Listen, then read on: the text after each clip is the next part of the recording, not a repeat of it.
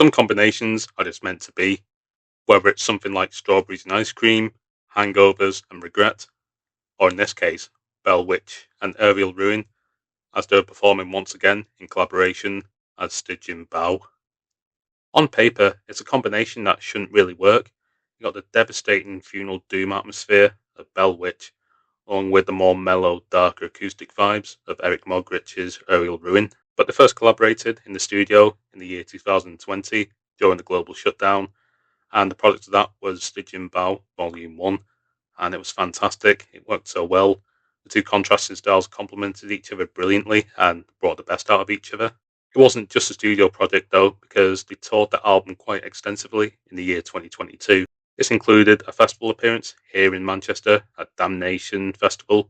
Bell Witch and Aerial Ruin got in the studio again 5 years later, and they released Stygian Bough Volume 2 at the end of 2025, and it was just vastly superior to what they released 5 years prior.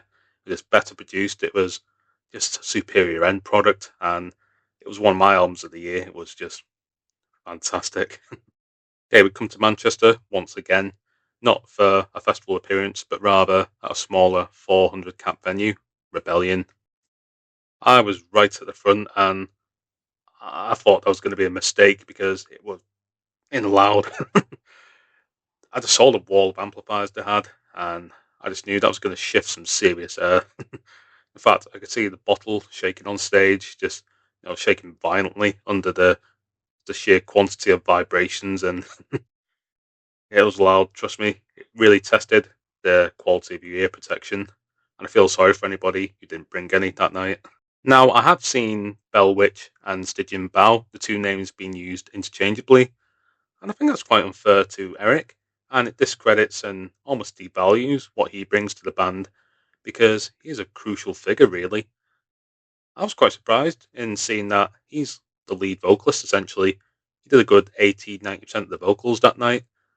I thought it was more of a 50-50 split, but that wasn't the case.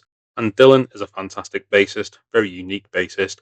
He has a 7 string, and as part of Bell Witch, he's responsible for holding down the bass and the melody, doing a kind of two-handed approach like this, holding the bass and doing the melody with his left hand. But, Eric on his guitar just does things that Dylan just simply can't do. And Eric brings so much to the band, so much warmth, so much dynamism, and yeah, some of those blazing leads you simply cannot do on a bass.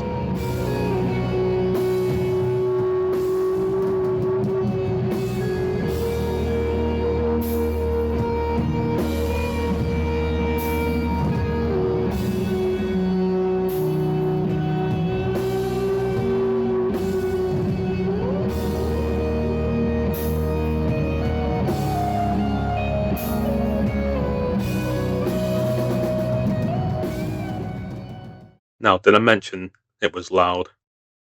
Because it was. But it's a good kind of loud, the kind of loud where you just let yourself become fully immersed in it. I found myself just closing my eyes a few times and just letting it all wash over me and let myself become fully integrated and immersed in it. It was transcendent. It was just amazing. It's only February 2026 as I record this, but I'm pretty sure this will be in my top 10 gigs of the year, maybe in the top 5 at the end of 2026.